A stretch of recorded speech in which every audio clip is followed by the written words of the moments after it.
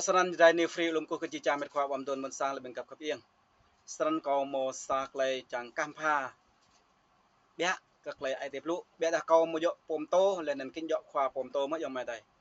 sran này có một làm chủ đề dần pè nhân mệnh chủ đề nhân mệnh cơ biên tây sĩ nặc đây là nhân mệnh có kênh thông mất bây giờ có đêm bây giờ dần pè nên chủ đề này nhân mệnh cho chúng ta biết làm được cụ nên có chỉ nên tất cả chúng ta có chắc chắn chúng ta được cứu chưa vậy. Đương nhiên chúng ta trả lời sẽ dần là trả lời là chắc chắn chúng ta được cứu, bởi vì trong kinh thánh như chỉ rõ ràng lạc xịt lại lấy bộ đã idea sang lại mà đã hay là bộ khởi idea thật lại đó là nhiều hai mặt. Mặt thứ nhất về linh hồn, mặt thứ hai về thể xác. Chắc chắn mặt linh hồn chúng ta được cứu một lần lại bơ cái mặt thể xác ấy cái này hay ném lại cả cắt lại ô tôi xin có bộ cắt lại ô tại sao là cắt lại có khẳng định cắt lại này hình lệ đạo thì là tràn tập ngừ tài nguyên rầy thì lúc lắc làm lệ đạo phùng nục na cộng sản Việt Nam nhiều vẻ đạo hội thanh tinh lành Việt Nam mà đạo pom căn sẽ mà làm chi chàng lệ đạo thì là tràn Việt Nam cả một lời nghĩa sẽ các lời nghề nghe ít lại lẽ làm ngất ấy bộ tí làm cái đây này nhiều đục yêu nào nhiều đục cái mũ nào nhiều đục bị rai nào làm lệ đạo ấy như là điểm nhóm này chưa được nhà nước công nhận, anh không được nhiều bè là thờ phượng Chúa trái phép sao nhiều mạng bà là bà xã bà là bù hiền trăm bình thì cái loại sẽ ngại bố cả này blang ikret pun giá là ivo ni ivo hệ sẽ ngại cái cỡ nấn cái đáo cả một lệ nghèo sân nước cái imu này một sa chôm nuôi mu có sân này sẽ ngại cái đạo chắc chắn một lèm lại cả nên có thừa có là chắc chắn có một lèm lại như lệ xét mà hệ 100% hệ là ở 100% nhé như lệ cái so để cấp rồi giỏi á lệ so để cấp rồi làm trùm ra như chi Johan sa Johan sa ilan dopan như chi sau này vốn ông mày tại họ quân bè trục trặc kỹ thuật dần bè như chi sau này có chi chàng này làm cây dần như là sau này dần có dần như là nếu ai xưng tội mình thì là ngày thần tín công bình tha tội cho chúng ta sau này cây nó cho xét nắc có giờ đã chi chàng người trẻ nên sa Johan để sa làm tổ pan này làm lú cây thì còn nếu chúng ta xưng tội mình thì là ngài là thành tín công bình sẽ tha tội cho chúng ta và tẩy sạch chúng ta khỏi mọi điều bất chính hay là tội lỗi. Đây hình xưng ạ để xưng tội cả mà khá xưng tội bè ra như chi hay làm trùm ra doa phi rơ tật địch lâu làm tổ pan sân như chi có cái pháp họ có một dọ sẽ xì khoa pom to cái dọ pom to mà có sa chôm nữa đau ai mang người lâu làm tổ pan sân này làm cây dần như chi này Chúa không chậm trễ về lời hứa của Ngài như một số người nghĩ đâu, nhưng Ngài kiên nhẫn đối với anh em, không muốn một người nào chết mất mà muốn mọi người đều phải ăn năn. Đây là một lòng thương xót. Ai đi như Pháp là sẽ ngạ mừng thuần mừng ai khoai giang xô mừng cái giang trôi này tôi mà đùa bầu đùa lô bại thuần thì gạo đây. Bẻ đã như chi mà lầm trùm ra có bị nhạ làm cùng ra bọa mình cái na cái đất đúng plo của chú làm tàu plo sân duyên bè công vụ các xe đồ như chị sân này cái đất plo của chú làm tàu plo như chị sân này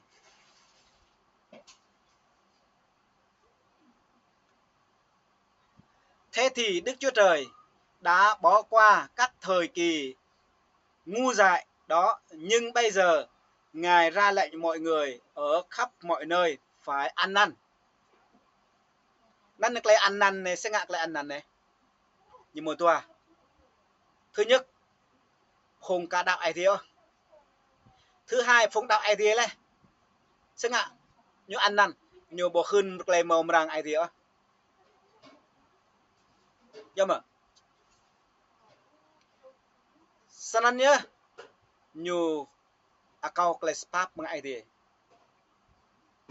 Tentang mau kau kelepap mang idea pap rema. Nên nha, em đi có chia sẻ như một lâu. Trước khi Chúa trở lại, trong khi Chúa trở lại và sau khi Chúa trở lại. Để mơ hình lẽ idea serang lo re. Bẻ ra chi chàng như là tình re mong nên sẽ ngã idea mơ lại có thể ô như chi là mấy lúc. Sân rệt lằng bẻ bọc là bẻ rồng rại là mấy lúc như chi. Con trai. Sân như chi lẽ cái trời con trai chúng ta nên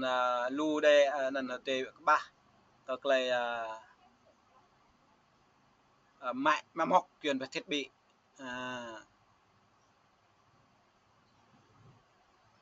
mà theo như chi mà sân con trai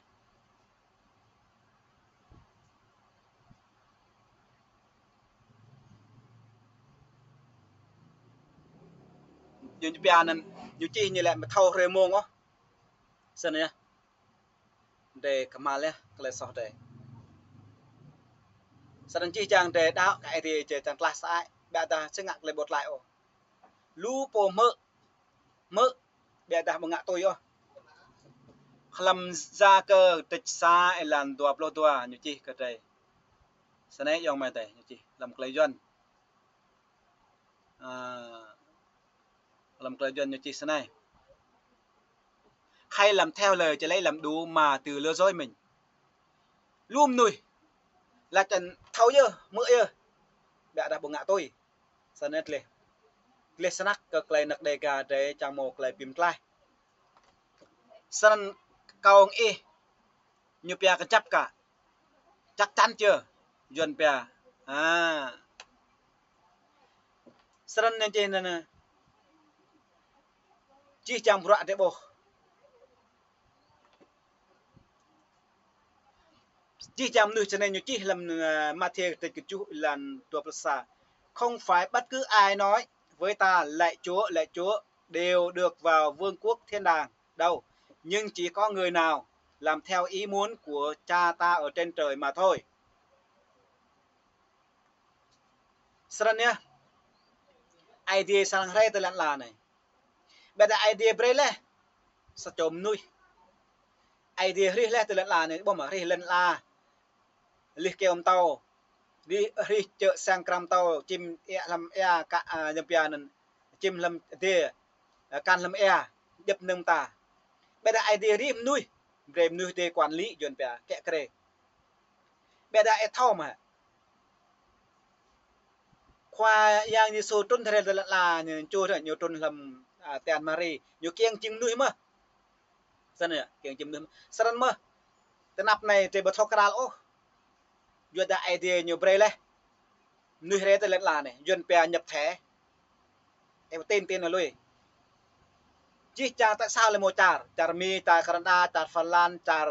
này char đi chỉ chàng một char chỉ chàng một khoa chứ thế Thái Lan này một vua mồm tàu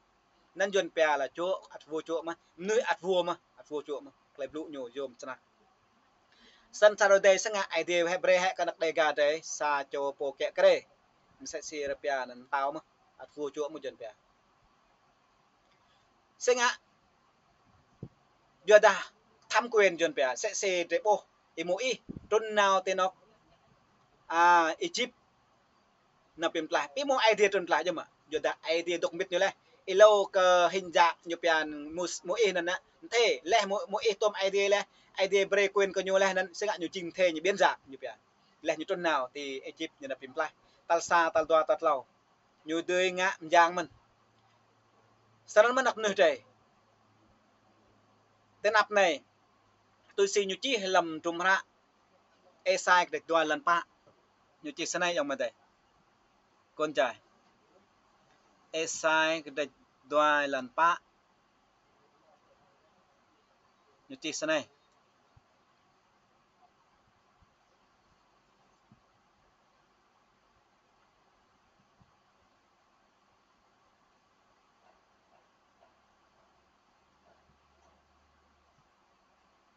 e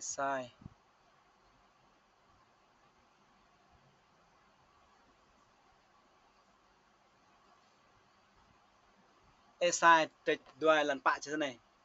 Chúa hàng hữu sẽ phán xét giữa các nước và sẽ hòa giải nhiều dân tộc. Họ sẽ lấy gươm, rèn như bè gươm, rèn, lưỡi cày và lấy dao, rèn, lưỡi liềm. Nước này sẽ không đánh nước khác, cũng không luyện tập về chiến tranh nữa. Nhưng mà Sẵn tân áp này sẽ arang bre sa puh sa cho khoa đại diện cái chi chàng trả như về toàn cầu lẽ nên như bre chi chàng lùi chi bộ phao cả toàn nhưng mà lẽ tân này ta đi một cái này thì tôi xin như chi như là trần Chúa hàng hữu sẽ phán xét như sẽ phạt đi giữa các nước và sẽ hòa giải nhiều dân tộc họ sẽ lấy gươm rèn lưỡi cày và lấy dao rèn lưỡi liềm nước này sẽ không đánh nước khác cũng không luyện tập về chiến tranh nữa nhưng mà sao mà ta nạp này idea break nak dega de senga sa chom ni kekre nhưng mà san bre anan jon bia kama kla so jak lai ma so ko yo asen nga đạo le ber em ngạ tôi si ra cơ như lại là cái lần tập ta hay làm theo lời chỉ lại làm đủ mà từ lỡ rồi mình em bre ngạ tôi em ngạ ô cái so ya san mà chi lu lum ra như chi làm trùm ra mà thế cái chú lần tua pro sa chỉ lại lại mà con trai